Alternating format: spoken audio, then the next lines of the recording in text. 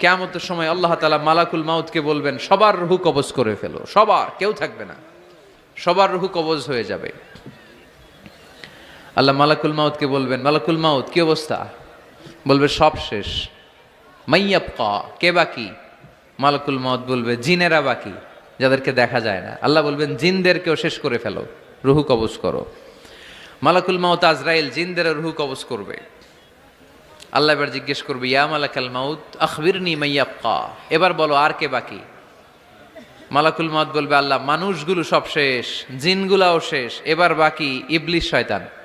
কে বাকি? ইবলিশরেও শেষ করো, ইবলিশও শেষ।